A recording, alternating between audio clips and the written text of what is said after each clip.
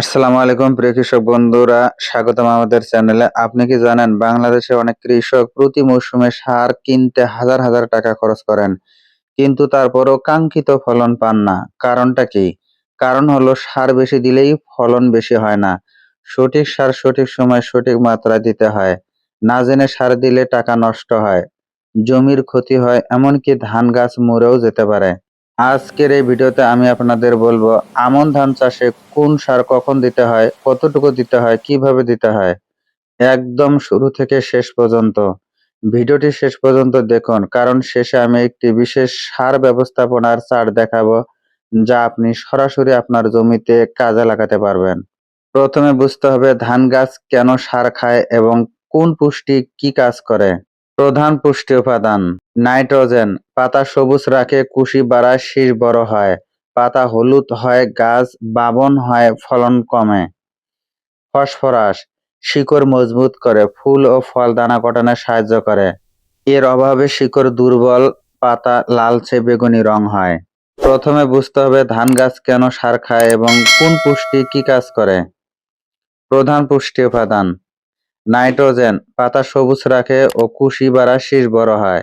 নাইট্রোজেনের অভাবে পাতা হলুদ হয়, গাছ বামন হয়, ফলন কমে যায়। ফসফরাস, শিকড় মজবুত করে, ফুল ও ফল দানা গঠনে সাহায্য করে। ফসফরাসের অভাবে শিকড় দুর্বল, পাতা লালচে বেগুনি হয়। পটাশিয়াম, রোগ প্রতিরোধ ক্ষমতা বাড়ায়, দানা পুষ্ট করে, গাছকে শক্ত করে। পটাশিয়ামের অভাব হলে গাছ ঢলে পড়ে, দানা চিটা হয়, ব্লাস্ট রোগ বাড়ে। সালফার, প্রোটিন তৈরি করে, দানা গুণগত মান বাড়ায়। সালফারের অভাবে নতুন পাতা হলুদ হয়, গাছ দুর্বল হয়। গৌণ ও অনুখাদ্য, এগুলো কম লাগে, কিন্তু না থাকলে বড় ক্ষতি হয়। জিঙ্ক, কুশি গঠন ও ফুল ধরাতে সাহায্য করে। বোরন, পরাগায়ন ও দানা বাঁচাতে সাহায্য করে।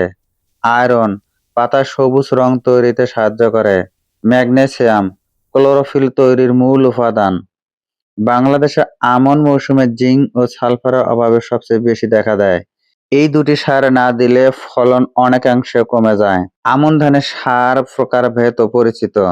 এখন জানবো আমন ধানে কোন কোন সার ব্যবহার করতে হয়। ইউরিয়া, নাইট্রোজেনের উৎস। পুষ্টি উপাদান: 46% নাইট্রোজেন থাকে। চেহারা সাদা ও দানাদার। কাজ: পাতা সবুজ করা, কুশি বাড়ানো, শীষ বড় করা। সতর্কতা: নাইট্রোজেন সার বেশি দিলে গাছ নরম হয়, রোগ পোকা বাড়ে, জমি অম্লীয় হয়ে যায়। টিএসপি সার, ফসফরাসের উৎস। পুষ্টি উপাদান: 44 থেকে 46% ফসফরাস থাকে। চেহারা ধূসর রঙের দানা। কাজ: শিকড় মজবুত করা, দানা ভারী করা। এমওপি, পটাশিয়ামের উৎস। পুষ্টি উপাদান: 60% পটাশিয়াম থাকে। সারের চেহারা লালচে ও সাদা দানাদার হয়ে থাকে। কাজ: গাছকে শক্ত, রোগ প্রতিরোধ ক্ষমতা বাড়ায়, দানা পুষ্ট করে।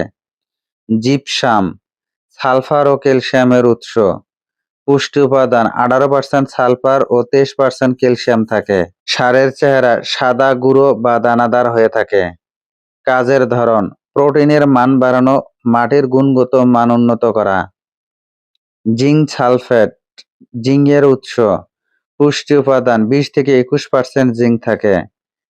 সারের চেহারা সাদা ও হালকা নীলাভ, গুঁড়া দানাদার। কাজ: কুশি গঠন, ফুল ধরা, দানা বাঁধা ত্বরান্বিত করা। জৈব সার, প্রাকৃতিক পুষ্টির উৎস। জৈব সারের প্রকারভেদ: গোবর সার, কম্পোস্ট, সবুজ সার, ধনচা সার ইত্যাদি। কাজ: মাটির জৈব পদার্থ বাড়ায়, পানি ধারণ ক্ষমতা বাড়ায়, উপকারী অণুজীব বাড়ায়। মাত্রা: প্রতি বিঘা 33 শতকে 8 থেকে 10 মণ পচা গোবর সার দিতে হয়। বিশেষত্ব: রাসায়নিক সারের চাহিদা 20 থেকে 25% কমিয়ে দেয়। সারের সঠিক মাত্রা বিঘা ও হেক্টর প্রতি হিসেবে। কৃষক বন্ধুরা, এখন সবচেয়ে গুরুত্বপূর্ণ অংশ, কোন সার কতটুকু দিতে হয়। আমি বিঘা হিসেবে বলবো, যাতে আপনাদের বুঝতে সুবিধা হয়। মনে রাখবেন, সার দেওয়ার পরিমাণ নির্ভর করে মাটির ধরন, জমির উর্বরতা ও জাতের উপর। তবে বাংলাদেশে ধান গবেষণা ইনস্টিটিউট এর সুপারিশকৃত মাত্রা হলো: সুপারিশকৃত সারের মাত্রা আমন ধানের জন্য। সারের নাম: প্রতি বিঘা 33 শতকে ইউরিয়া 23 থেকে 26 কেজি, টিএসপি 11 থেকে 13 কেজি, এমওপি 10 থেকে 12 কেজি, জিপসাম 11 থেকে 13 কেজি, জিঙ্ক সালফেট 1.5 থেকে 2 কেজি, গোবর সার 8 থেকে 10 মণ। জমি তৈরির 15 দিন আগে জমিতে দিতে হবে। হাইব্রিড জাতের আমন ধানের জন্য সার একটু বেশি পরিমাণে লাগে। তো কৃষক বন্ধুরা, সার দেওয়ার সবচেয়ে বড় ভুল হলো একসাথে সব সার দিয়ে দেওয়া। এতে গাছ একসাথে সব নিতে পারে না, বৃষ্টিতে ধুয়ে যায়, পানিতে মিশে নষ্ট হয়ে যায়। সঠিক পদ্ধতি হলো কিস্তি পদ্ধতিতে ধান গাছের বৃদ্ধি বিভিন্ন ধাপে ভাগ করে সার দেওয়া যায়।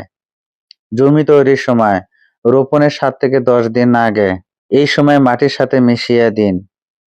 প্রতি বিঘা 33 শতকে টিএসপি সম্পূর্ণ মাত্রা 11 থেকে 13 কেজি প্রতি বিঘা 33 শতকে, এমওপি অর্ধেক মাত্রা 5 থেকে 6 কেজি প্রতি বিঘা 33 শতকে, জিপসাম সম্পূর্ণ মাত্রা 11 থেকে 13 কেজি প্রতি বিঘা 33 শতকে, জিঙ্ক সালফেট সম্পূর্ণ মাত্রা 1.5 থেকে 2 কেজি প্রতি বিঘা 33 শতকে। এই সময় ইউরিয়া সার দেবেন না। এই সারগুলো জমিতে ছিটিয়ে দিয়ে চাষ দিন, মাটির সাথে ভালোভাবে মিশে যাবে। গোবর সার দিয়ে থাকলে রোপণে 15 দিন আগে দিন। প্রথম কিস্তি রোপণে 10 থেকে 15 দিন পরে। এই সময়ে ধান গাছ মাটিতে শিকড় ছড়াচ্ছে এবং কুশি বের হচ্ছে। এখন নাইট্রোজেন সবচেয়ে বেশি দরকার। প্রথম কিস্তি রোপণে 10 থেকে 15 দিন পরে। ইউরিয়া মোট মাত্রা 1/3 দিতে হবে এই সময়। তো কৃষক বন্ধুরা, এই সময় একটি গুরুত্বপূর্ণ কথা মনে রাখতে হবে, জমিতে 2 থেকে 3 সেন্টিমিটার পানি রাখুন। শুকনো জমিতে ইউরিয়া দিলে বাষ্প হয়ে উড়ে যায়, গাছ পায় না। দ্বিতীয় কিস্তি রোপণে 25 থেকে 30 দিন পরে। এই সময় ধান গাছের সর্বোচ্চ কুশি হচ্ছে, এটি সবচেয়ে গুরুত্বপূর্ণ পর্যায়। এই সময় সার সবচেয়ে বেশি কাজে লাগে।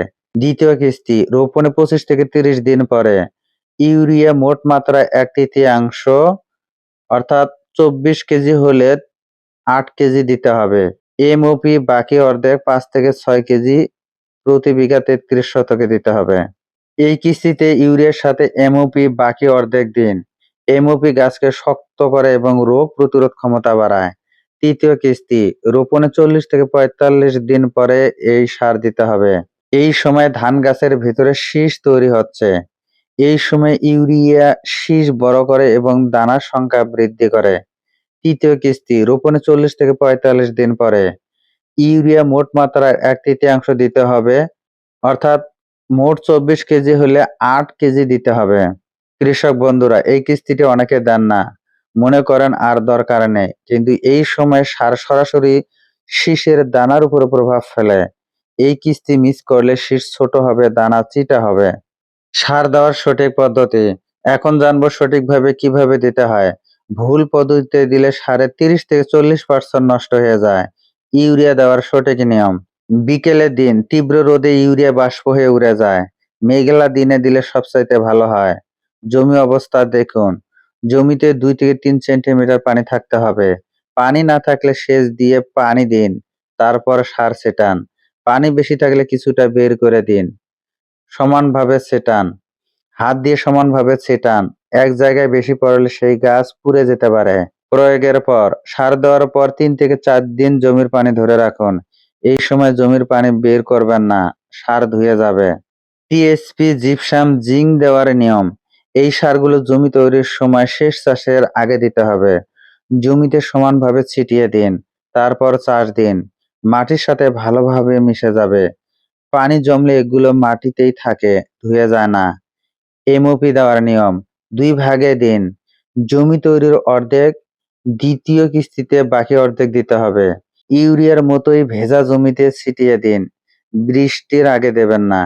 সারের অভাবের লক্ষণগুলো চেনার উপায়: কৃষক বন্ধুরা, জমিতে গেলে যদি ধান গাছের পাতা কিছু পরিবর্তন দেখতে পান, সেটা থেকে বুঝতে পারবেন কোন সারের অভাব হচ্ছে। এখন আমি সেটা শেখাবো। নাইট্রোজেনের অভাব লক্ষণ হলো, নিচের পুরোনো পাতা আগে থেকে হলুদ হয়ে যায়, উপরের পাতা এখনো সবুজ থাকে, বুঝতে হবে নাইট্রোজেনের অভাব। গাছের চেহারা বামন আকৃতির হয়, দুর্বল হয়, কুশি কম হয়। সমাধান: অবিলম্বে ইউরিয়া দিন, 5 থেকে 7 দিনের মধ্যে সবুজ হয়ে যাবে। ফসফরাসের অভাব লক্ষণ হলো, পাতার নিচে বেগুনি বা লালচে রং, পাতা সরু হয়ে খাড়া হয়ে থাকে। গাছের চেহারা শিকড় দুর্বল, কুশি কম ও গাছ ছোট হয়ে থাকে। সমাধান: টিএসপি পরের বছর জমি তৈরিতে দিন। এই মৌসুমে দিলে বেশি কাজ নাও করতে পারে। পটাশিয়ামের অভাব। লক্ষণ হলো পাতার কিনারা বাদামি বা পোড়া পোড়া দেখায়, নিচের পাতা আগে আক্রান্ত হয়। গাছের চেহারা: গাছ নুয়ে পড়ে, দানা চিটা হয়। সমাধান: এমওপি সার দিন। জিঙ্কের অভাব। লক্ষণ হলো পাতার মাঝে বাদামি দাগ, নতুন পাতা সরু ও হলুদা ভাব দেখা দেয়। বিশেষ লক্ষণ: রোপণে 15 থেকে 20 দিন পরে হঠাৎ গাছে লালচে বাদামি হয়ে যায়। সমাধান: জিঙ্ক সালফেট 0.5% দ্রবণ পাতায় স্প্রে করুন অথবা পরের মৌসুমে জমিতে দিন। সালফারের অভাব। লক্ষণ হলো নতুন পাতা হলুদ হয়, নাইট্রোজেনের অভাবের উল্টোটা হয়ে যায়। গাছের চেহারা: পুরো গাছ ফ্যাকাশে সবুজ হয়ে যায়। সমাধান: জিপসাম সার পরের মৌসুমে দিন। এখন আমি বাংলাদেশের কৃষকদের সবচেয়ে বড় 5টি সার সংক্রান্ত ভুল বলবো। 1 নম্বর ভুল, রোপণের দিনেই সব সার একসাথে মিশিয়ে দেওয়া। 2 নম্বর ভুল, বেশি সার দিলে বেশি ফলন পাওয়া। 3 নম্বর ভুল, শুধু ইউরিয়া দেওয়া, অন্য সার না দেওয়া। 4 নম্বর ভুল, বৃষ্টির ঠিক আগে বা পরে সার দেওয়া। 5 নম্বর ভুল, জিঙ্ক ও জিপসাম সার একদম না দেওয়া। সঠিকটি হলো কিস্তি পদ্ধতিতে 3 ভাগে দিন, গাছ সমানভাবে খেতে পারবে। অতিরিক্ত ইউরিয়া সার গাছ নরম হয়, ব্লাস্ট রোগ বাড়ে, দানা চিটা হয়। টিএসপি, এমওপি, জিপসাম, জিঙ্ক সবগুলো সুষম মাত্রায় দিন। বৃষ্টির পর 48 ঘন্টা অপেক্ষা করুন, তারপর সার দিন। মনে রাখবেন, শুধু বেশি সার নয়, সঠিক সময় সঠিক পরিমাণে সঠিক সার দিলে আপনার ধানের ফলন সর্বোচ্চ হবে। ভিডিওটি দেখে যদি বিন্দু পরিমাণ উপকারে আসে, ভিডিওটি অন্যদের মাঝে শেয়ার করে দিবেন। ধন্যবাদ।